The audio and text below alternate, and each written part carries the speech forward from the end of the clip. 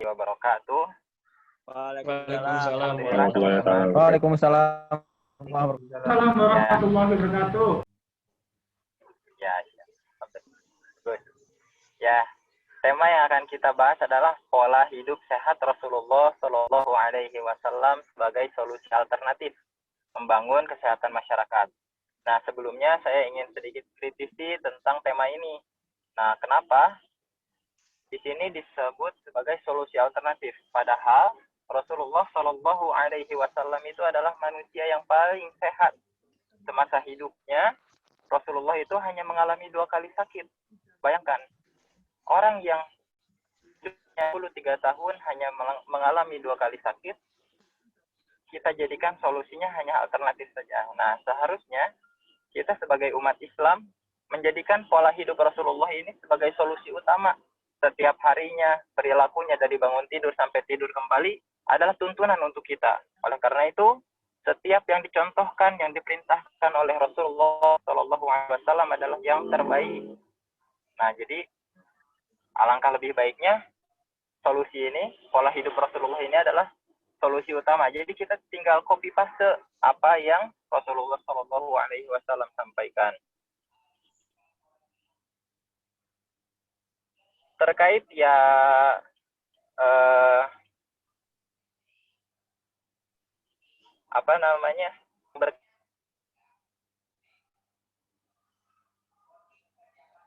berkaitan dengan elektro, ketika kita tidur, lampu itu lebih baik dimatikan, sebagaimana yang diperintah Rasulullah Shallallahu Alaihi Wasallam. Kita semua tahu bahwasanya tidur itu adalah suatu pola hidup yang sehat. Karena Allah Subhanahu wa taala menyebutkan dalam Quran surat An-Naba ayat 9, "Wa ja'alna naumakum subata." Dan kami jadikan tidurmu naumakum subata sebagai istirahat. Makanya ketika tidur itu pikiran kita, tenaga kita, dan segala metabolisme tubuh kita itu terperbaiki ya, terperbarui lagi. Jadi lebih fresh lagi. Nah, salah satu pola tidur yang sehat menurut Rasulullah adalah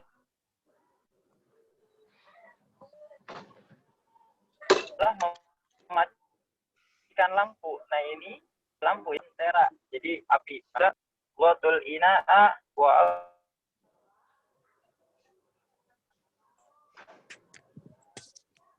fusiqa'a wa aghliq wadah-wadah, ikatlah kantung air, kuncilah pintu, dan padamkanlah pelita.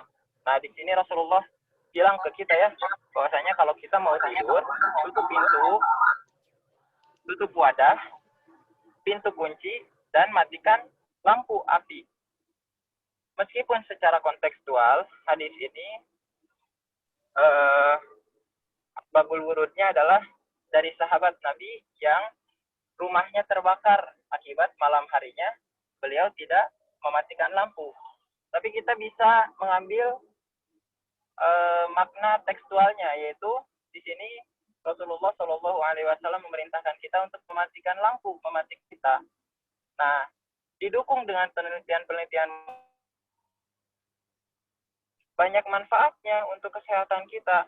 Dan hormon melatonin. Apa itu hormon melatonin? Yaitu yang berfungsi sebagai penghasil kekebalan tubuh terhadap penyakit.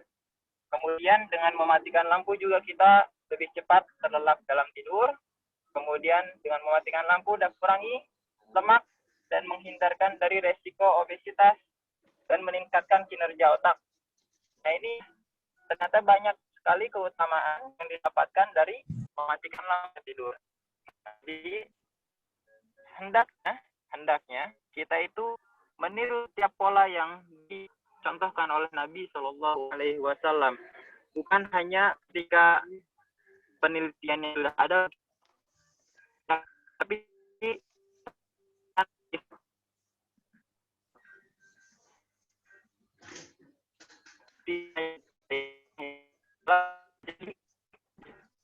Maaf, putus-putus suaranya.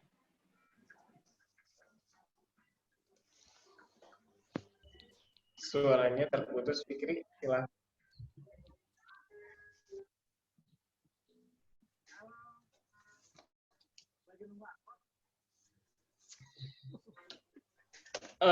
Baik, karena mungkin tadi koneksinya agak Semoga dengan terganggu yang mungkin. telah dipaparkan tadi, Silahkan dilanjutkan, Fikri. Sudah terhubung kembali.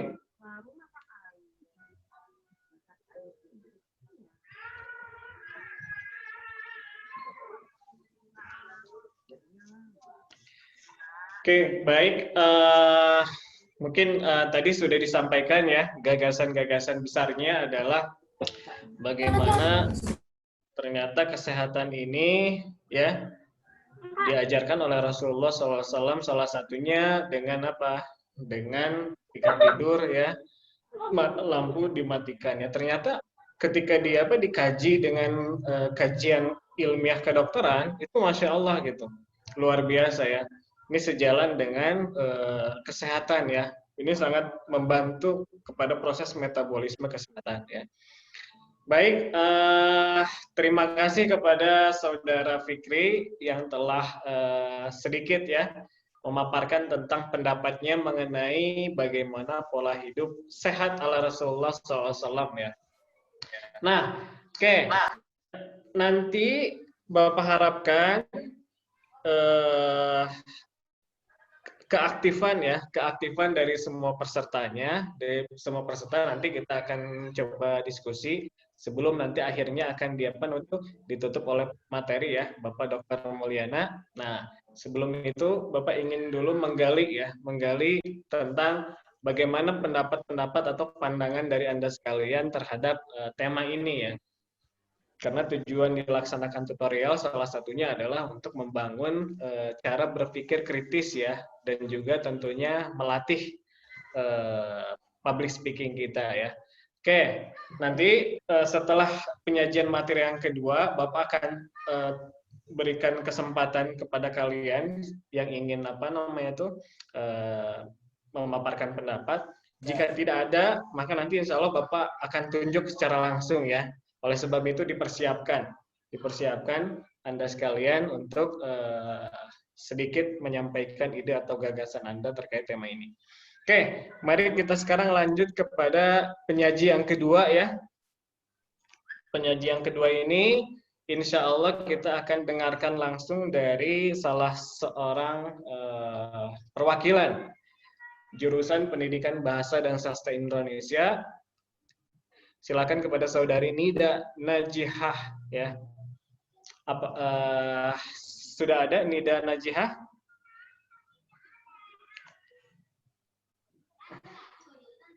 Nida Najihah? Ya. Ya, ada. Baik.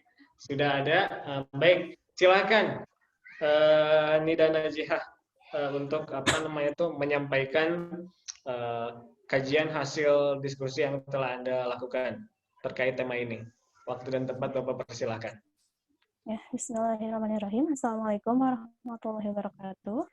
Waalaikumsalam warahmatullahi Perkenalkan, wabarakatuh. saya Nida Naziah Ahmad dari Pendidikan Bahasa Indonesia. Sebelumnya, saya setuju dengan Kang Fikri. Kenapa sih ini harus jadi solusi alternatif, padahal ini harusnya menjadi solusi utama. Lalu, kita langsung aja untuk mengefektifkan waktu. Sehat itu adalah suatu kenikmatan dari Allah yang harus kita jaga, kita syukuri. Nah, di sini Rasulullah sebagai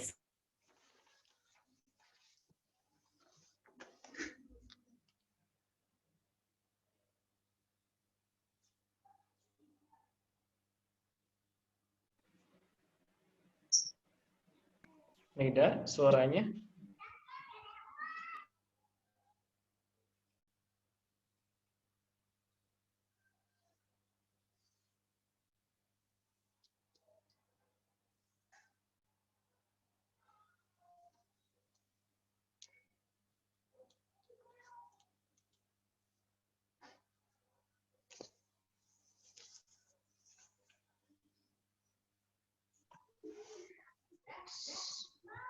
Suaranya?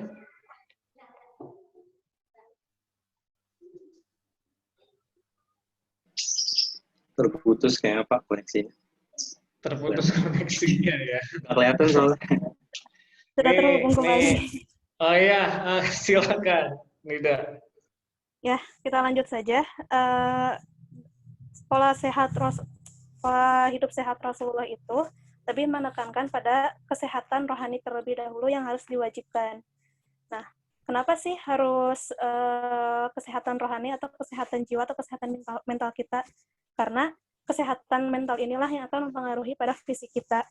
Yang pertama, kesehatan jiwa yang harus kita jaga adalah dengan cara berbaik sangka, baik pada Allah maupun pada manusia. Nah, terkadang kita sebagai manusia itu selalu berburuk sangka kepada Allah. Contoh simpelnya adalah dengan kita selalu ketika sakit, kita selalu mengucapkan, ya Allah, kurang sujud apa sih saya sampai saya ditimpakan musibah seperti ini. Padahal ini jika kita berprasangka baik pada Allah, sakit kita ini bisa berarti sebuah ujian agar ketakwaan kita bisa lebih meningkat, atau sebuah peringatan barangkali kita sudah melakukan dosa yang tidak disengaja. Bisa dicontohkan dengan kasusnya Syekh Ali Jaber kemarin, ketika beliau ditusuk,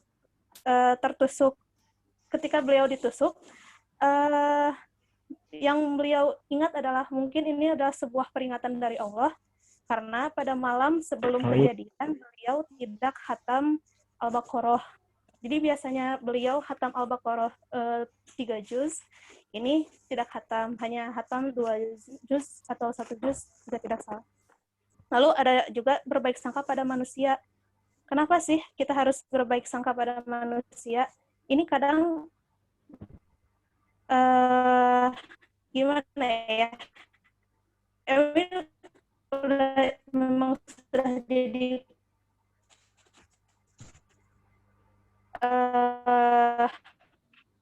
sifat dasarnya manusia harus berbaik sangka ya, karena kadang penilaian kita baik dari golongan jin maupun manusia. Nah, inilah yang harus kita jaga, jangan sampai kita suuzon. Walaupun suuzon itu berkata benar, kita lebih baik husnuzon. Lalu cara menjaga kesehatan mental yang lain adalah dengan menjauhkan diri dari penyebab penyakit ain. Apa sih penyakit ain itu?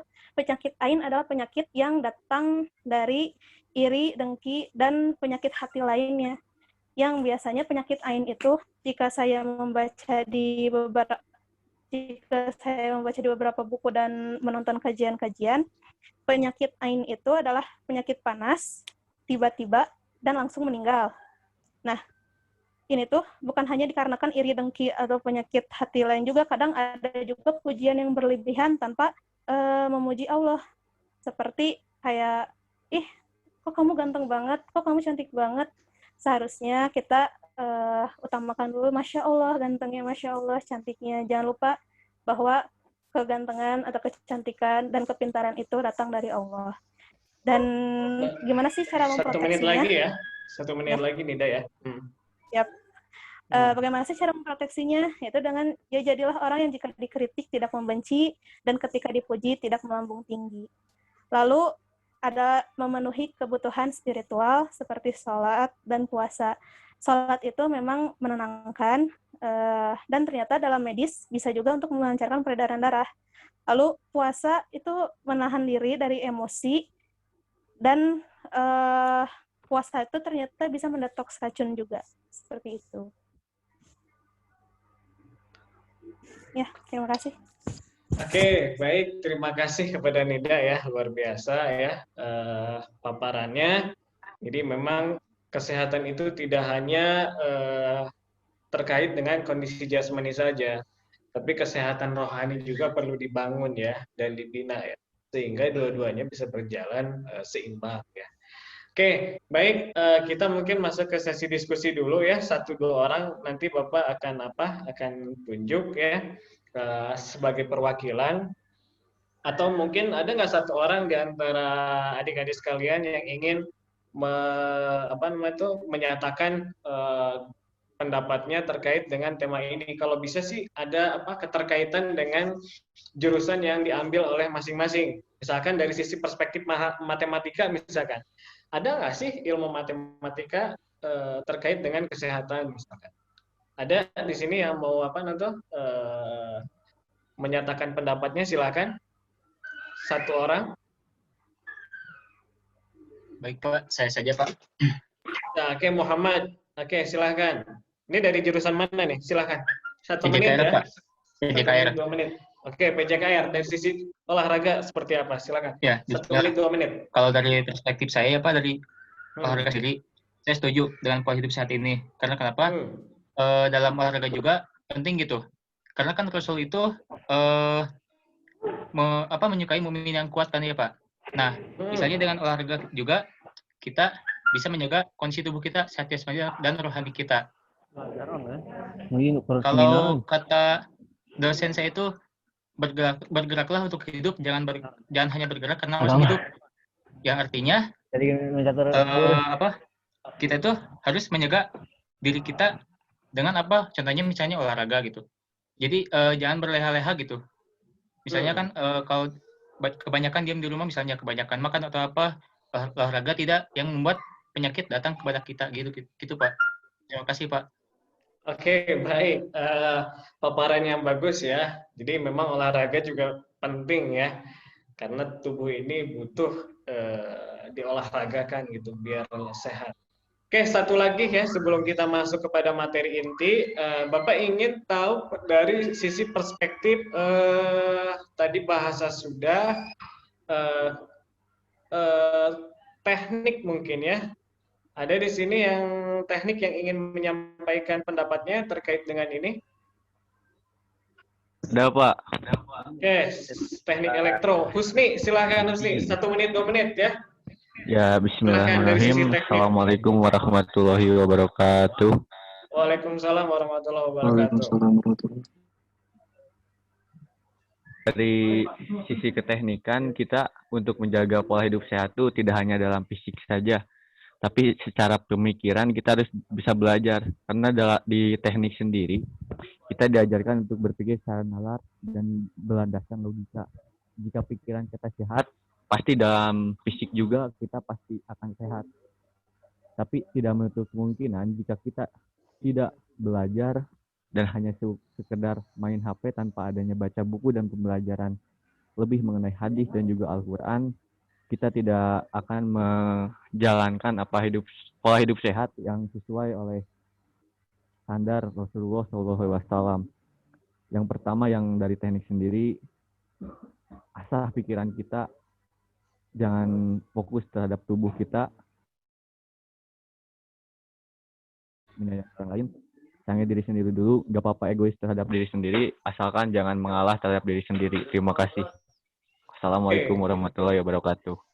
Waalaikumsalam warahmatullahi wabarakatuh. Baik ya, ternyata gagasan teknik ini lebih kepada pikiran ya. Bagaimana pikiran kita itu harus di-manage sebaik mungkin, sehingga dengan pikiran yang bebas dari segala tekanan, ini insya Allah mungkin akan berdampak juga terhadap kesehatan tubuh secara keseluruhan.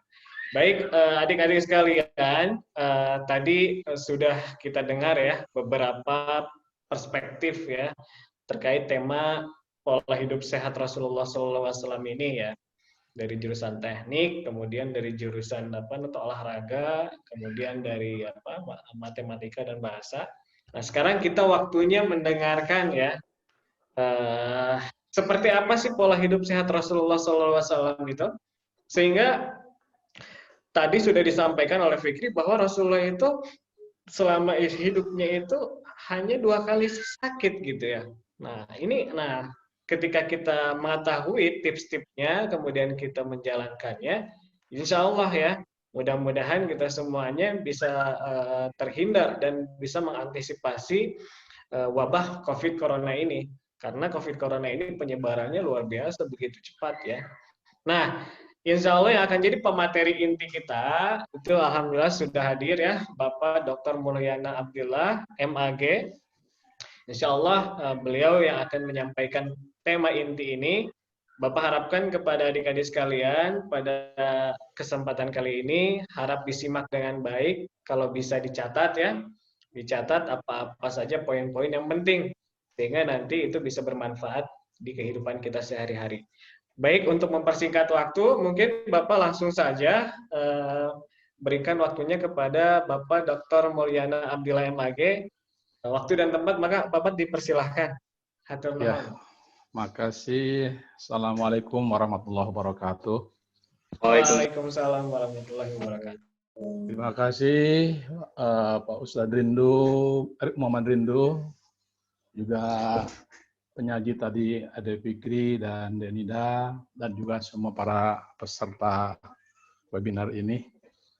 Bersyukur sore ini kita bisa berkumpul bersama-sama lewat virtual, online, ya. Dan semoga kita senantiasa ada dalam kesehatan, juga dalam ridha Allah Subhanahu wa taala. Sehat itu sangat penting, ya. Jadi semua dalam sebuah, ya, itu diungkapkan nikmat yang kadang-kadang selalu dilupakan, ya. Kadang-kadang suka dilupakan, termasuk adalah nikmat sehat dan nikmat peluang waktu yang harus digunakan. Yang kadang-kadang kita ya tidak pandai memanfaatkan itu, padahal Allah sudah memberikan yang namanya nikmat seperti sehat ini. Baru merasakan pentingnya sehat manakala sudah diberikan oleh Allah berupa sakit. Apalagi kalau dengar yang namanya sakit orang yang tertimpa COVID, sangat luar biasa, sangat menyedihkan dan sangat memilukan, ya. Jadi kita harus hati-hati. Baik, pola hidup sehat itu, apa itu hidup sehat? Jadi upaya seseorang, jadi upaya individu untuk menjaga tubuhnya agar tetap sehat. Dengan cara harus bagaimana? Ya, Bapak hanya melengkapi saja tadi dari pembicaraan yang sudah disampaikan. Dengan cara mengkonsumsi makanan bergizi, lalu olahraga rutin, juga istirahat yang cukup. Nah, seperti itu ya mestinya dalam kehidupan sehat itu. Kemudian ya sehat itu tadi sudah sampaikan juga oleh Nida, ada dua macam ya. Jadi sehat jasmani dan sehat rohani. Sehat jasmani adalah anggota tubuh terhindar dari berbagai macam penyakit fisik. Nah, apa saja, walaupun yang namanya sakit, itu urusan Allah, rahasia pun juga, tapi kita harus berupaya dan berusaha. Sakit itu pasti akan tidak tahu kapan kita akan sakit, kapan kita sehat, tapi yang paling penting kita harus ya mensyukurinya dengan sebaik-baiknya seperti itu. Kemudian sehat rohani, ya seorang terhindar dari berbagai macam penyakit hati. Nah, tadi kata Nida penyakit hati apa saja? Di antaranya pun juga bisa saja orang syirik, munafik, takabur, ujub, ya, ria, sum'ah, iri hati, hasud, kikir, dan lain sebagainya. Kemudian pola hidup sehat, ini upaya seorang untuk menjaga tubuhnya agar tetap sehat. Pola hidup sehat dapat dilakukan dengan cara mengkonsumsi tadi makanan bergizi. Dalam Islam itu, ya di samping bergizi, itu diperintahkan ya ayyuhalladzina amanu kulu mimma fil ardi halalan thayyiban, gitu ya. Wahai orang yang beriman, makanlah apa yang kamu makan yang baik dan yang thayyib, ya, dan halal dan thayyib, ya. Halal dan thayyib. Halal itu dilihat dari segi hukumnya, makan itu halal. Thayyib itu ya baik dan tidak rusak untuk kesehatan. Daging babi, daging anjing, menurut yang orang yang suka makan itu baik, tapi menurut Islam halal atau tidak? Ya tidak halal dan itu bisa merugikan hal seperti itu. Juga ajaran Islam perhatikan tentang kebersihan dan kesehatan. Yang jelas ini perintah Al-Quran ya, dalam surat Al-Baqarah 222, Innallaha yuhibbut tawwabina wa yuhibbul mutatahhirin.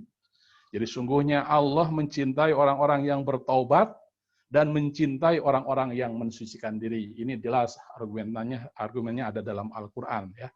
Perintahnya seperti itu. Juga sabda Nabi, wah ini 14 abad yang lalu, Rasul langsung menyampaikan, an-nazafatu minal iman, bersih adalah bagian dari iman. Ya, terus mestinya umat Islam lah yang memiliki yang namanya kebersihan. Bukan terdengar, wah orang-orang Jepang bersih, kita tidak bersih. Mesti kita yang betul-betul bersih dari diri pribadi, lingkungan, harus betul-betul terpelihara, dan itu harus betul-betul membumi pada diri kita masing-masing. Jangan senang dengan yang namanya perbuatan yang kotor. Juga sabda Nabi, iman yang paling tinggi adalah kalimat la ilaha illallah. Dan yang paling rendah adalah membuang duri di tengah jalan atau di pinggir jalan, harus dipinggirkan. Jadi itu termasuk iman yang paling rendah itu, meminggirkan kalau ada duri di tengah jalan, pinggirkan, itu punya iman. Kalau misalnya kelas kita kotor, tidak pernah ada yang membersihkan, nah itu berarti ditanda tanya imannya. Apakah ada di dalam dirinya atau tidak. Ya. Kemudian pepatah juga mengatakan akal yang sehat terdapat dalam tubuh yang sehat. Ini kata olahraga juga tadi termasuk dari. Kemudian bagaimana pola hidup Rasulullah? Ya, Rasulullah mengatur pola makan. Nah, ini makan itu. Kalau dalam sebuah hadis banyak diungkapkan. Kan PAI-nya semester hiji. Mohon maaf itu suaranya Mute-kan. dimute-kan dulu itu. Ya. Ya. Mohon maaf, Pak. Ya. Pagi hari Rasulullah itu meminum air dingin yang dicampur dengan madu asli. Ya. Waktu duha memakan 7 butir kurma azwa. Sudahkah melakukan ini? Nah, ini termasuk ajaran Rasul itu. Jadi minum pagi kalau punya madu asli gitu ya, biasa sehat gitu. Minimal harus betul-betul bisa minum. Dan waktu duha memakan 7 butir kurma azwa. Lalu Rasulullah makan ketika lapar dan berhenti makan sebelum kenyang. Nah, ini kita pun juga kadang-kadang kurang perhatikan ini. Kalau makan ya sampai ke tenggorokan, sampai kenyang, sampai ya artinya kemerkaan kalau bahasa Turkinya, bahasa kidulnya ya, kemerkaan, jadi kelebihan makan segala macamnya. Rasulullah mengajarkan seperti itu. Juga Rasulullah selalu makan yang halalan thayyiban, yang halal dan yang baik yang tadi. Halal seperti apa dari segi hukum ya. Kemudian yang kedua, ya Rasulullah gemar olahraga. Tadi dari sana olahraga menyampaikan, jadi tubuh kita pun juga perlu sehat ya. Jadi bukan hanya sehat rohani saja. Olahraga yang ada dan dianjurkan zaman Rasulullah adalah misalnya berkuda. Ya perlu artinya ketangkasan, keterampilan ya, bagaimana cara memegang kuda, tidak semua orang bisa ya. Ini diajarkan. Memanah, bagaimana supaya kita itu konsentrasi dalam menembak suatu konsentrasi yang penuh gitu ya. Itu diajarkan seperti itu. Kemudian termasuk gulat, jalan cepat dan berenang ya. Nah, ini cocok di negara kita, berenang banyak laut ya, banyak kolam. Kalau di Arab barangkali kalaulah turun ayat ini, Arab itu gurun, tidak ada lautan, tapi Rasulullah mengajarkan berenang gitu ya, diperintahkan. Rasulullah selalu menjaga kebersihan. Rasulullah selalu mandi. Nah, ini mandi itu bisa dilakukan pagi dengan sore, jangan sampai seminggu sekali kayak doma begitu ya. Ya. Jadi perintahkan itu melihara wudhu, membersihkan anggota badan dari kotoran, bersihkan tubuh kita setelah lahir. Rasulullah beristirahat tidur tidak terlalu malam dan bangun pada sepertiga malam. Ini diperintahkan ini. Jadi jangan senang juga misalnya kalau waktu malam jelas tadi ungkapkan waja'alna naumakum subata waja'alna laila libasa waja'alna nahara ma'asya, diperintahkan siang untuk berikhtiar, malam untuk beristirahat. Itu Al-Qur'an memerintahkan seperti itu, yang kadang-kadang kita kan suka begadang sampai larut malam, baru tidur sekitar jam 2, subuh sampai kesiangan. Itu nggak bagus. Jadi kalau diatur dalam Islam itu kalau bisa itu yang istimewa. Waktu itu 24 itu dibagi 3, 8 jam untuk bisa tidur, 8 jam untuk bekerja, dan 8 lagi untuk ya harinya bisa beristirahat, bisa belajar, bisa beribadah, bisa berolahraga, bermacam-macam. Itu bisa begitu. Dan termasuk kalau misalnya kalau malam dalam sebuah ungkapan 6 mubakiron, 1 had mubakiron. Segeralah tidur dan segeralah bangun. Tas adalah kalahaya, carilah untuk penghidupan seperti itu. Itu Rasulullah mengajarkan seperti itu. Dan Rasulullah pun juga sering berpuasa sunnah. Nah, ini perintahkan dalam 1 bulan, Senin, Kamis, tengah-tengah bulan, itu Ayyamul Bid'i, ya, 13, 14, 15. Kalau misalnya 1 bulan misalnya 3 hari saja, kita tahu amalannya itu 1 hari dibalas dengan 10, ya. Berarti kalau 1 bulan itu 3 kali, berarti itu sudah 1 bulan. 3 hari itu sama dengan 1 bulan berpuasa.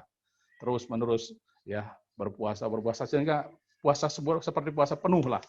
Kalau dalam Al-Quran man jabil hasanatin falahu athru amsalihha. Siapa orang yang berbuat 1 kebaikan akan dibalas dengan 10 kali lipatnya. Ya, puasa 3 hari. Karena ini penting juga ini. Pola Rasulullah melaksanakan ibadah sahur. Ayyamul Bid'i dengan Senin dengan Kamis. Ada rahasia-rahasianya. Jadi perusahaan pun juga kalau misalnya terus-menerus yang namanya mesin bekerja terus, ya cepat rusak. Tubuh pun juga sama, harus ada istirahatnya. Kemudian cara Rasulullah mengobati penyakit. Nah ini macam-macam penyakit, ada jasmani seperti flu, demam, sakit kepala, batuk, sesak napas, dan lain-lainnya. Cara Rasulullah mengobati penyakit, ya bertiup ke bagian tubuh yang sakit dibarengi dengan mohon perlindungan kepada Allah. Ini langsung mohon perlindungan, meminta kepada Allah Subhanahu wa taala. Meletakkan tangan di bagian yang sakit sambil membaca basmalah. Nah, itu langsung misalnya ada pimpinan doa-doanya khusus dipegang dan ada doanya. A'udzu bikalimatillahi tammah. Misalnya a'udzu biizzatillah wa qudratihi min syarri ma ajidu wa hadir. Di situ ada kekuasaan Allah. Bisa Allah mengembalikan yang sakit jadi sehat. Kemudian meminum juga seperti habatus sauda, jintan hitam, obat herbal, melakukan bekam, dan minum madu. Nah itu termasuk ajaran yang diajarkan oleh Rasulullah SAW. Nah sekarang bagaimana ya kondisi sekarang ini yang namanya COVID ya. Jadi kita harus betul-betul dengan COVID ini jangan menyepelekan ya. Bagi yang sudah menderita yang luar biasa tertimpanya.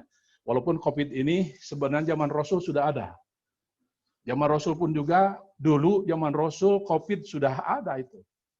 Ya, dalam sebuah atau renungan peradaban Islam pada masa Rasulullah SAW, ada pada suatu masa muncul wabah penyakit yang menulari masyarakat banyak di masa Nabi, yang disebut dengan dulu itu adalah ya sama taun. Beberapa ulama taun itu disebut dengan yang namanya jarib, yang berarti sebuah penyakit jenis wabah yang menyerang dan mematikan orang banyak di suatu daerah. Tahun ini menyebabkan rasa haus dan sakit yang luar biasa sehingga tubuh menghitam dan memunculkan nanah di beberapa bagian tubuh. Ini wabah zaman Rasul, namanya adalah tahun Jarib. Dalam sebuah hadis zaman Rasul itu yang namanya wabah itu apa ini? Ini didapatkan dalam sebuah hadis dari Aisyah radhiyallahu anha. Satu Rasulullah SAW anit ta'un. Wa akhbarani Rasulullah SAW annahu kana adzaban yasba'ahu Allahu ala man yasha wa ya'aluhu rahmatal mu'minin. Wa laysa min rajulin yaqa'u ta'un wa yamkuthu fi baitihi sabiran muhtasiban. Jadi dari Aisyah radhiyallahu anha ia berkata, ia bertanya kepada Rasulullah SAW perihal ta'un. Lalu Rasulullah SAW memberitahuku, ya, zaman dulu ta'un adalah azab yang dikirimkan Allah kepada siapa saja yang dikehendaki olehnya. Tetapi Allah menjadikan sebagai rahmat bagi orang yang beriman. Tiada seorang yang sedang tertimpa ta'un, kemudian menahan diri di rumahnya dengan bersabar, serta mengharapkan ridho ilahi, seraya menyadari bahwa ta'un tidak akan mengenainya selain karena telah menjadi ketentuan Allah untuknya. Niscaya ia akan memperoleh ganjaran seperti pahala orang yang mati syahid. Nah, begitu ya. Zaman Rasul seperti itu. Bahkan Rasulullah pun juga sampai ya mengeluarkan sebuah hadis banyak ungkapan fir minal mazum firarkal minal asad. Larilah dari orang yang sakit yang kena taun seperti larinya orang dikejar singa seperti itu. La tadkhulis sakim ala sahih. Jangan dikumpulkan orang yang sakit, orang yang sakit taun dengan orang yang sehat atau sebaliknya seperti itu. La adwa wala thair. Tidak akan menularkan ya sebuah penyakit. Penyakit itu jangan sampai menular. Itu zaman Rasulullah, ya Rasulullah sampai seperti itu berbicara. Juga termasuk pada zaman Umar, ya. Ada yang kedua pun juga zaman Umar bin Khattab. Itu namanya namanya Ta'un Amwas. Ini Umar mau pergi ke Sam, perjalanan di sana ada wabah. Rasulullah Umar itu tidak sampai ke daerah Sam, ya. Dia balik lagi tidak datang ke Sam pada saat itu karena ada yang namanya ya wabah Ta'un, ya. Itu seperti itu. Dan menimpa orang-orang yang sampai pada zaman Umar itu sampai 25.000 orang wafat karena taun seperti itu zaman Umar. Kemudian pada tahun 1918 setelah Perang Dunia ke-1 ini juga ada yang disebut dengan influenza Spanyol. Ya itu juga sama taun. Ini sampai wafat meninggal itu sampai 50 sampai 100.000 orang yang wafat karena ya wabah seperti itu. Nah hari ini buat kita ya Anda semua ya sedang diuji sudah 7 bulan lamanya ya kita harus ya artinya jangan menyepelekan dengan penyakit ini bukan karena terdengar ya apakah ini apa politik atau segala macam yang jelas kita mengikutilah sebagai umat yang baik yang benar. Kita punya pemerintah, punya MUI, di situ kumpul ulama-ulama, yang mengikuti, diperintahkan, ya kita misalnya landasan hukum itu, kalau lah jelas-jelas Quran, ada fatwa, ada di situ, ya fatwa-fatwa ulama, yang sekarang ini harus diikuti, ya ulama kepada siapa lagi? Kalau misalnya kita tidak mengikuti, Allah perintahkan, atiullah, wa ati Rasul, wa ulil amri, taatlah kepada Allah, Rasul, dan juga kepada ya ulil amri. Siapa ulil amri itu? Ya artinya di samping situ penguasa, pemerintah, dan ulama-ulama yang punya pengetahuan di bidangnya. Kita harus mengikuti petunjuk itu. Dan sekarang kalau misalnya kita ada ya aturan-aturan, harus betul-betul mampu menahan, ya stay at home di rumah. Kalau misalnya kumpul pun juga harus jaga jarak, kemudian pakai masker dan selalu bersuci, selalu membersihkan diri. Itu sangat ya secara lahiriah bisa dilakukan seperti itu. Kiranya itu saja Pak Ustadz Muhammad Rindu yang bisa saya sampaikan. Tambahannya tadi sudah bagus dan banyak, sekarang tinggal yang melengkapi untuk bisa sesi diskusi.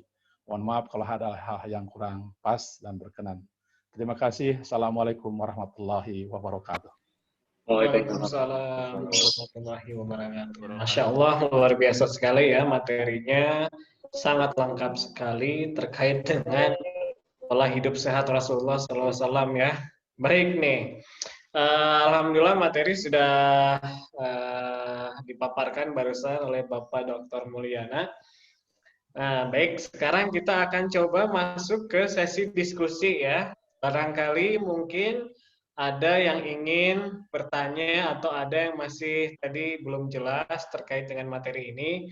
Kita akan batasi untuk sesi pertanyaan ini hanya cukup 3 saja ya.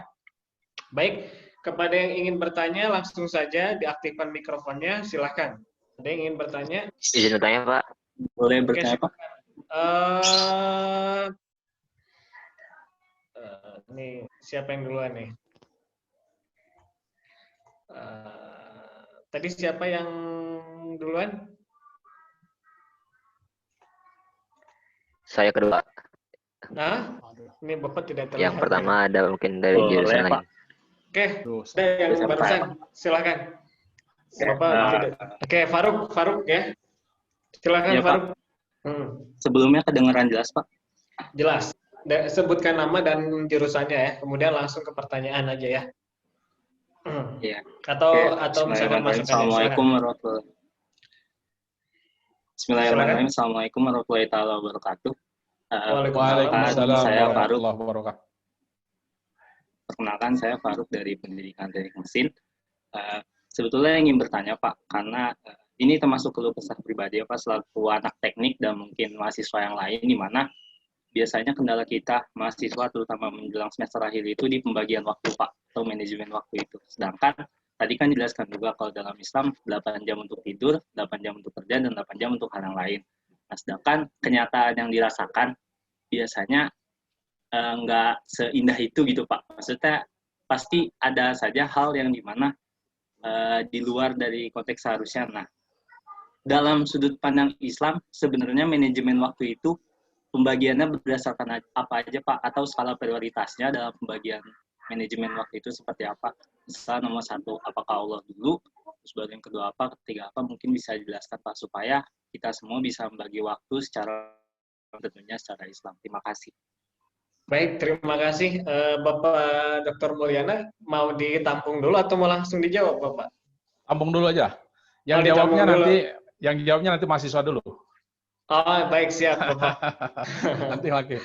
Oke, baik. Tiga Kita pertanyaan tampung langsung ya. dulu. Nah, langsung saya 3 pertanyaan. Oke, silahkan untuk penanya yang kedua. Pak, izin bertanya, Pak. Oke, Baik, Pak. dari siapa? Dari Yanda, Asep Pak, Royani. Yanda. Oh, Yanda dulu. Yanda, silakan. Setelah itu Asep Royani ya. Makasih ya, Yanda, Pak. silakan. Bismillahirrahmanirrahim. Bapak izin bertanya ya, untuk tadi kan ada beberapa bahasan itu tentang secara menjaga kesehatan itu dari tips secara dari Rasulullah Shallallahu Alaihi Wasallamnya. Nah, ada beberapa gitu Pak, ada beberapa tips yang sekiranya bagi kita itu, terutama bagi saya sendiri gitu, agak belum terbiasa gitu, belum terbiasa untuk dilaksanakan. Nah, untuk seperti itu sih Pak, gimana sih tips dan triknya gitu agar kita tuh selalu sering terbiasa, di samping kita selalu membiasakan hal-hal yang tidak biasa itu dipaksakan terlebih dahulu gitu Pak.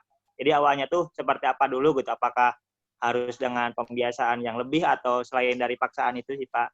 Itu aja sih Pak dari saya, terima kasih Pak. Oke, baik. Oke, langsung kepada penanya yang ketiga tadi, Asep Royani ya, dari Pendidikan Kimia, silahkan. Baik, sebelum izin memperkenalkan diri terlebih dahulu, nama saya Asep Royani dari Pendidikan Kimia 2018A. Mengenai penyakit taun Pak ya, yang disinggung oleh Bapak Dr. Mulyana gitu ya, bahwa pada zaman dahulu taun dipandang sebagai suatu yang diberikan oleh Allah Subhanahu wa taala kepada kaum-kaum yang memang tidak iman seperti itu. Nah, pertanyaannya bagaimana gitu ya kita memandang COVID-19 ini yang notabene gitu memiliki karakteristik yang sama atau sifat yang sama penyakitnya dengan taun yang dimaksud gitu. Karena setahu saya gitu ya, kalau COVID-19 saat ini gitu tidak hanya menyerang kaum muslimin tidak hanya menyerang kaum kafir saja, tapi juga menyerang para kaum muslimin, termasuk mungkin beberapa ulama yang terlibat seperti itu. Nah, pertanyaannya bagaimana sebaiknya kita memandang persoalan ini, apakah memang memandang COVID-19 ini sebagai azab atau bagaimana? Terima kasih, Pak. Oke, baik. Sudah 3 pertanyaan ya, mungkin yang sudah diajukan oleh masing-masing penanya. Baik, sebelum nanti mungkin akan disimpulkan oleh Bapak Dr. Mulyana, mungkin siapa di antara adik-adik sekalian yang ingin memberikan pandangannya terhadap pertanyaan nomor pertama tadi, tentang bagaimana manajemen waktu yang baik itu dan skala prioritasnya seperti apa dalam pandangan Islam ya. Tadi yang menanyakan ini kebetulan jurusan teknik ya. Silakan Bapak kasih waktu. Ada di sini yang ingin menyampaikan pendapatnya terkait pertanyaan tersebut? Saya Pak. Oke, baik. Dari Muhammad Iqbal ya. 1 menit, 2 menit ya, terkait nomor pertama nih, tentang manajemen waktu yang baik. Menurut Anda seperti apa? Silakan. Baik, terima kasih atas waktunya. Menjawab tadi tentang pertanyaan dari Faruk ya, tentang skala prioritas pola hidup. Kalau menurut saya, benar gitu, yang diutamakan itu harus kepentingan untuk akhirat dulu. Misalnya kan, sama nih kita ya, sedang dalam kegiatan praktek nih, terdengar azan, suara azan gitu. Harus dipaksakan dari diri kita agar terbiasa langsung gitu ke masjid. Karena kalau yang saya rasakan ya, kalau kita menunda-nunda, kegiatan yang kita lakukan juga tidak akan berjalan dengan lancar gitu. Hati tidak akan merasa tenang, tetapi jika kita sudah ketika waktu adzan kita sholat dulu, mengutamakan Allah dulu, kewajiban kita dulu, baru kita kembali ke urusan dunia, maka hati akan tenang dan urusan dunia pun akan lancar. Mungkin seperti itu Pak, jawaban yang dapat saya sampaikan. Baik, terima kasih atas jawabannya, bagus sekali ya, luar biasa. Memang dalam Islam sendiri kepentingan akhirat itu memang harus ini juga ya, walaupun kepentingan dunia juga tidak lupa untuk kita ini. Oke, baik. Untuk pertanyaan kedua, tadi ada yang menanyakan tentang bagaimana cara membiasakan pola hidup sehat ya, sebagaimana yang dicontohkan oleh Rasulullah Mungkin bagi yang memang belum terbiasa, ini agak sedikit sulit ya. Ada di antara adik-adik sekalian yang ingin menyampaikan gagasannya? Silakan. Ya Pak, saya menyampaikan gagasan Pak. Ibnu Nur Aksan. Iya Pak. Aksan silakan. Waktu 1 menit ya, 1 sampai 2 menit. Perkenalkan diri dulu, silakan. Ya, nama saya Ibnu Nur Aksan dari jurusan Pendidikan Teknik Mesin. Di sini saya akan berpendapat. Menurut saya hal-hal yang mungkin tidak biasa kita lakukan itu tuh menjadi berat karena mungkin kita tidak mengetahui manfaat yang sangat penting bagi tubuh kita. Semisal seperti Rasulullah SAW menyarankan kita untuk berkuda, memanah, dan berenang. Semisal memanah, mungkin memanah itu sangat penting untuk melatih kefokusan kita dalam mentargetkan sesuatu. Mungkin di sini memanah itu lebih kepada melatih kefokusan kita mengejar dan menargetkan sesuatu itu. Dan semisal lagi seperti membaca Al-Quran, di sini Rasulullah mengajarkan kita untuk rajin dan tangkas serta menuruti aturan-aturan yang ada. Seperti misalnya di Al-Quran itu ada tata cara membaca tajwid yang benar. Mungkin seperti itu Pak, menurut saya itu hal-hal yang tidak biasa dilakukan menjadi berat itu mungkin karena kita belum tahu manfaat yang sangat penting kita dapatkan. Terima kasih. Oke, bagus ya. Luar biasa ya. Jadi memang kita harus punya motivasi terlebih dulu gitu ya, sehingga supaya kita termotivasi dalam menjalankan prosesnya ya. Baik, kita langsung kepada pertanyaan yang ketiga ya, terkait dengan wabah taun ini ya. Nah, bagaimana sebagai seorang muslim harus melihat dalam perspektif ini ya, apakah itu azab atau apakah itu memang justru peluang gitu ya bagi kaum muslimin untuk mendapatkan pahala yang besar di sisi Allah. Silahkan, ada yang mungkin ingin menyampaikan gagasannya di sini, pendapatnya. Ya Pak. Silahkan kepada saudara siapa? Ada? Bimo Pak. Bimo, oke, silakan saudara Panji, Bimo, Pak. silakan. Waktunya 1 menit 2 menit ya, Bimo ya, silakan.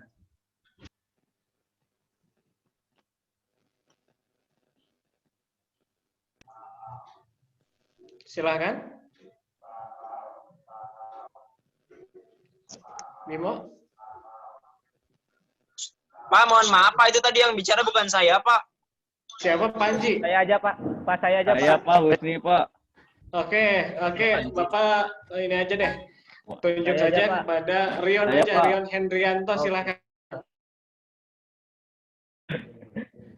Siapa? Assalamualaikum warahmatullahi wabarakatuh. Baik, saya perkenalkan nama saya Rion Hendrianto dari jurusan PJKR. Nah, menurut pandangan saya, bagaimana sih pandangan tadi tentang topik itu berhubungan dengan ta'ud ya? Apakah itu ajab atau malah berkah buat umat muslim? Menurut saya ini bisa dua-duanya gitu. Kenapa bisa dua-duanya?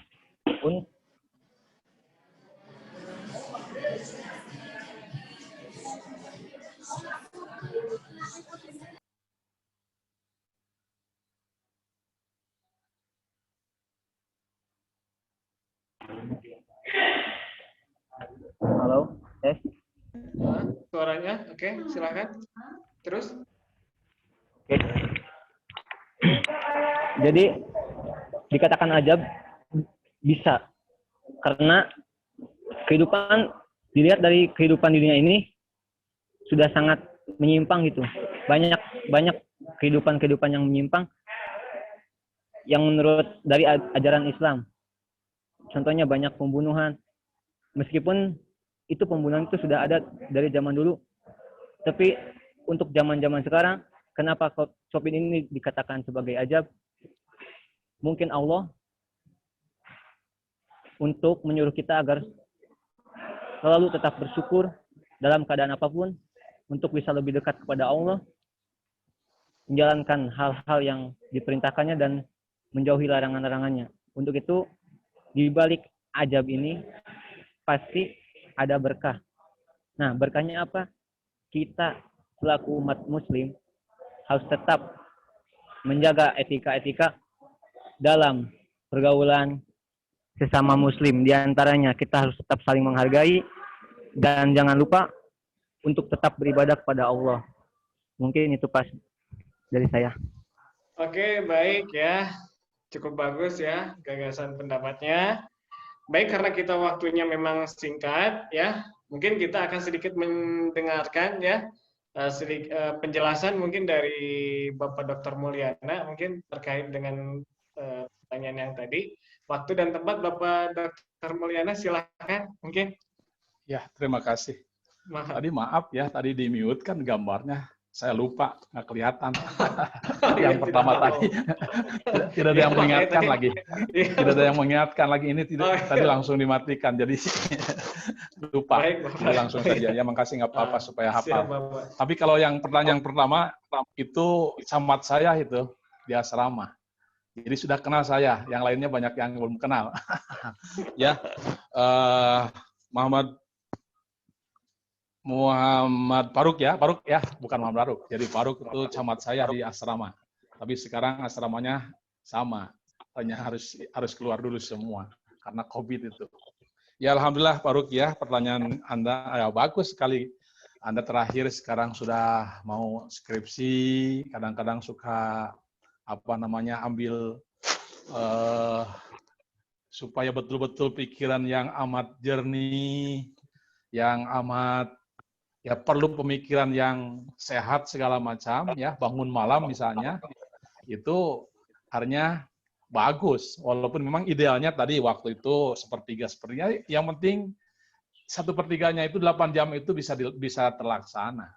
Jamnya nggak apa-apa, misalnya kalau Rasul tuh supaya bangun malam ya siang hari harus tidur.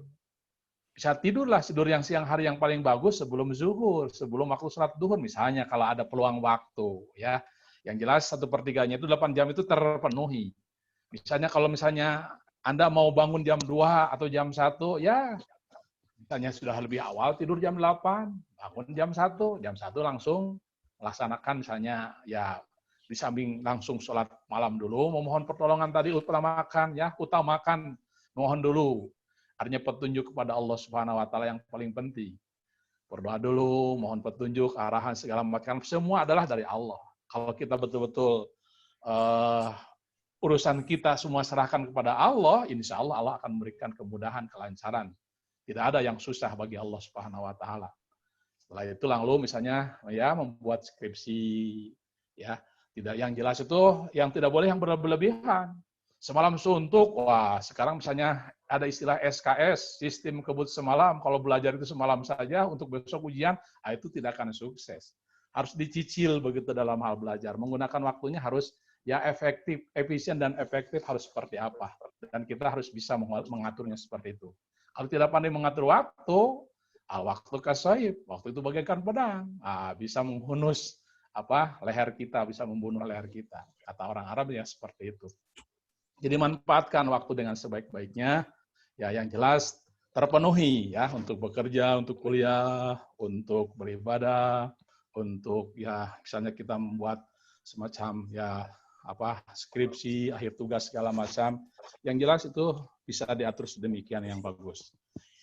Kita bisa menghitungnya, bisa mengaturnya. Yang jelas jangan terus-menerus main game semalam suntuk, tidak menggunakan untuk zikir. Itu yang keliru, yang salah ya. Jadi yang jelas mana hal yang positif yang lebih dahulukan untuk lebih bermanfaat dan bermaslahat. Itu yang pertama. Yang kedua, ini namanya tadi siapa yang kedua teh? Belum terbiasa ya pola hidup sehat ya seperti apa, memang kita awalnya harus hafal dulu, harus tahu dulu bagaimana mengenal Rasul, seperti apa Rasul hidup segala macam, entah itu dalam hal olahraga, dalam hal makanan, dalam hal tidur seperti apa, ya sunnah Rasul lah, mencoba ya, artinya berupaya dan berusaha bagaimana tidur Rasul seperti apa. Itu kan misalnya kita menghadap ke sebelah utara, lalu tulang rusuk kanan artinya yang nyangigir begitulah, tidak nangkarak, tidak nangkuban begitu ya. Jadi itu ada diatur segala macam dengan diawali dengan doa-doa semua supaya terhindar dari setan. Itu jelas-jelas ada terdibiasakan dan harus tahu dulu. Dan nanti terbiasa, dibiasakan seperti itu. Kalau sudah biasa, insya Allah.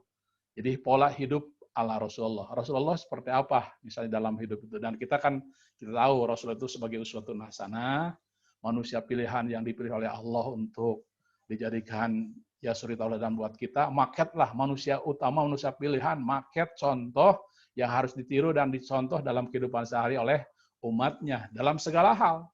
Tadi dari mulai mau tidur sampai tidur itu semua Rasul itu seperti apa.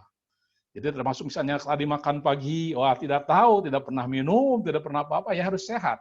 Ya minum, ya lah Rasul misalnya, walaupun yang lain banyak, ya minum yang hangat, ya atau disesuaikan dengan tubuh kita, ya dari kedokteran segala macam, ya bisa dimanfaatkan, bisa diambil, dan itu ilmu itu artinya saling melengkapi hal-hal seperti itu. Jadi termasuk dalam olahraga memang ada juga ya olahraga berkuda ya kelasnya mahal. Orang yang tidak punya duit tidak bisa berolahraga itu misalnya ya. Kuda pun juga sangat mahal. Ya artinya sekemampuan kita. Yang tidak bisa itu bisa yang lain ya bisa dimanfaatkan. Mana saja yang bisa lakukan. Itu secara garis besarnya saja ya. Yang ketiga ini kondisi sekarang ini bagaimana ya yang namanya COVID itu. Yang jelas tidak luput kita misalnya harus ambil hikmah. Jadi hikmahnya itu bagaimana hidup yang artinya hidup yang tidak sesuai atau namanya hidup normal dengan hidup yang tidak normal. Bagaimana hidup yang normal? Ya hidup yang selalu artinya segala sesuatunya mengikuti aturan Allah dan Rasul-Nya. Ikuti itu semua. Insya Allah itu normal. Yang tidak normal, misalnya dalam hal ekonomi, coba saja bayangkan Anda pergi ke hotel, lalu minum kopi. Kalaulah orang yang berduit, wah itu kan memperlihatkan bahwa saya adalah orang hebat, orang kaya, kelas yang tinggi. Kopi yang satu cangkir, kalau beli misalnya hanya 7.000, kalau di hotel kan harganya 50.000, berapa kali lipat di situ. Jadi uang kita kemana? Nah itu artinya hidup yang tidak normal. Seperti orang-orang yang seperti itu kan, artinya sekarang harus betul-betul oleh Allah itu diuji. Jadi jangan melakukan perbuatan-perbuatan yang kurang pas. Biasanya para pejabat pergi kemana-mana dengan uang negara, untuk pergi ya dengan SPT-nya misalnya dengan uang perjalanan dinas lah, itu menghabiskan. Mereka bisa pergi kemana-mana luar negeri, enaknya saja semua dibawa, menghabiskan uang negara. Sekarang kan nggak bisa kemana-mana dan nggak bisa menipu, nggak bisa pergi ke situ sini. Itu diuji oleh Allah. Jadi kita ambil hikmah hal seperti itu. Bagaimana hidup yang ya mengembalikan seperti di hikmahnya, menormalkanlah dalam hal hidup. Jadi kalaulah hidup normal itu seperti apa? Hidup yang sesuai dengan tata aturan yang diturunkan oleh Allah dan Rasul-Nya seperti itu. Ya. Jadi apakah sekarang azab atau misalnya ujian? Nah itu kembali. Kalau perkara azab dan ujian itu kan bagi orang yang beriman berarti bisa jadi ujian seperti ini terjadi. Yang tidak luput kita harus terus-menerus tidak berhenti untuk senantiasa memohon perlindungan. Ya berdoa, lakukan ibadah sekarang harus di rumah, ya tetap saja sama seperti hanya kita melaksanakannya di masjid.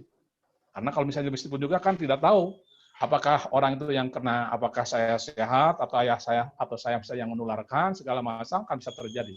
Karena ini adalah penyakit yang sangat berbahaya seperti itu. Jadi kita ambil hikmahnya di balik itu. Jadi Allah mengembalikan hidup supaya kita itu normal.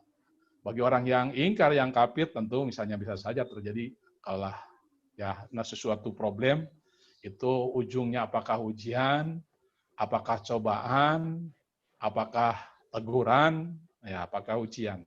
Bagi yang beriman jelas-jelas diuji oleh Allah Subhanahu wa taala. Kalaulah diuji, kita harus betul-betul bersabar dan tetap untuk selalu ya bertakarub kepada Allah Subhanahu wa taala. Mungkin itu saja yang bisa disampaikan. Terima kasih Pak Ustadz Muhammad Rindu dan semuanya teman-teman semuanya yang sudah bergabung di sini. Mudah-mudahan kita bisa mengambil hikmah dan mengambil pelajaran dan bisa betul-betul kita ya harus seperti apa yang namanya hidup. Karena hidup itu ya ada yang mengaturnya ya. Supaya selamat dunia dan akhirat harus seperti apa. Tidak luput harus kembali kepada ya yang dicontohkan oleh baginda Rasulullah Sallallahu Alaihi Wasallam. Terima kasih, mohon maaf kalau kurang pas. Terima kasih Bapak Dr. Mulyana, Masya Allah ya. Paparan jawaban yang luar biasa, detail ya. Mudah-mudahan semua apa yang disampaikan oleh Bapak Dr. Mulyana bisa kita aplikasikan ya, aktualisasikan dalam sehari-hari. Oke, baik, karena berhujung kita sudah ada di penghujung acara ya. Nah, sebelum kita tutup mungkin ada beberapa kesimpulan yang ingin Bapak ulangi sekali lagi ya. Pertama, poin yang pertama adalah pola hidup sehat yang dicontohkan oleh Rasulullah SAW, sebagaimana yang tadi sudah dijelaskan oleh Bapak Mulyana, ya ada beberapa praktek ya. Salah satunya adalah bagaimana menjaga nutrisi makanan ya, kemudian juga istirahat yang cukup ya, jangan bergadang ya. Kemudian juga selalu membiasakan untuk puasa sunnah juga. Tidak lupa pula untuk sering berolahraga ya, karena olahraga ini sangat penting bagi kesehatan tubuh ya, sehingga imunitas tubuh bisa berjalan dengan baik. Kemudian juga, nah ini juga penting selalu hidup bersih ya. Hidup bersih ini salah satunya ditunjang dengan dawamkan wudhu ya. Dengan kita sering mendawamkan wudhu, itu insya Allah kotoran-kotoran, bakteri-bakteri itu akan diminimalisir, sehingga virus-virus yang masuk ke dalam tubuh ini itu akan terhindar ya, terjaga oleh kebersihan wudhu tersebut. Oke, kemudian yang kedua, poin yang kedua, dalam menghadapi COVID ya, khususnya wabah ini, tadi sebagaimana sudah dijelaskan ya, ternyata taun juga ada di zaman Rasulullah. Nah, yang pertama adalah kita sebagai umat Islam itu dianjurkan untuk mengikuti anjuran yang dikeluarkan baik oleh pemerintah, aparat setempat maupun dari para ulama ya. Salah satunya adalah kita jangan meremehkan penyakit COVID ini ya. Jangan mentang-mentang kita kuat gitu ya. Kemudian kita bertindak gegabah. Ini juga salah ya. Yang benar gimana? Yang benar adalah kita social distancing ya, physical distancing, menjaga jarak, kemudian menggunakan masker ya, selalu hidup bersih. Kemudian dalam menghadapi COVID juga kita harus berpositif thinking ya, husnuzon kepada Allah Subhanahu Wa Taala. Ketika memang kita misalkan ditakdirkan untuk terkena ya, kita husnuzon dan kita bersabar. Dan tentunya kita juga harus memohon keselamatan ya, berdoa kepada Allah sebagaimana yang dicontohkan oleh Rasulullah. Ketika terjadi wabah taun, itu Rasulullah selalu menganjurkan kepada para sahabatnya untuk meminta perlindungan kepada Allah Subhanahu.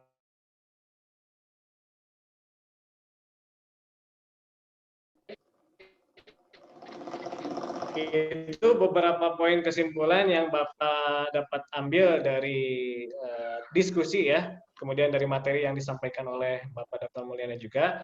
Oke, sebelum Bapak tutup, mungkin Bapak anjurkan juga bagi Bapak diri pribadi, bagi kita semuanya ya, harap dijaga kesehatannya, mudah-mudahan walaupun kita semuanya ini berada dalam proses pembelajaran daring, mudah-mudahan kita semuanya dihindarkan oleh Allah Subhanahu Wa Taala dari wabah taun. Amin ya Allah ya Rabbal Alamin.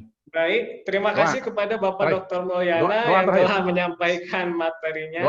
Oh iya, silakan Bapak. Mungkin akan dipandu doa oleh Bapak Dr. Mulyana. Baik. Kita aminkan mudah-mudahan kita semuanya diberikan kesehatan ya. Silakan Bapak.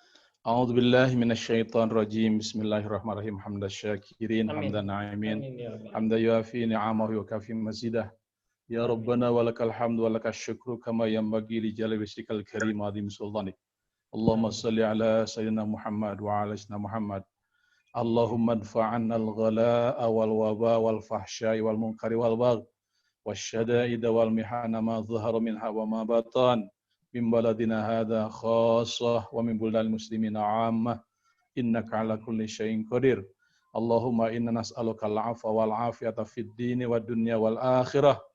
Allahumma ighfir lil mu'minina wal mu'minat wal muslimina wal muslimat al ahya'i minhum wal amwat innaka sami'un qaribun mujibud da'wat ya qadiyal hajat wa ghafir dzunubil khati'at bi rahmatika ya arhamar rahimin. Allahumma ighfir lana wa li walidayna warhamhum kama rabbayana shighara. Ya Allah, hamba memohon padamu permintaan terbaik, doa terbaik, ilmu terbaik, kesuksesan terbaik, amal terbaik, pahala terbaik kehidupan terbaik, kematian terbaik. Kuatkanlah hamba, beratkanlah timbangan kebajikan hamba, tinggikan derajat hamba, terimalah sholat dan ibadah hamba, ampuni dosa-dosa hamba, dan hamba mohon surga tertinggi darimu. Rabbana atina fid dunya hasanah wa fil akhirati hasanah wa qina adzabannar wa adkhilnal jannata ma'al abrar ya aziz ya ghaffar ya rabbal alamin. Walhamdulillahi rabbil alamin. Al-Fatihah. A'udzu billahi minasyaitonir rajim.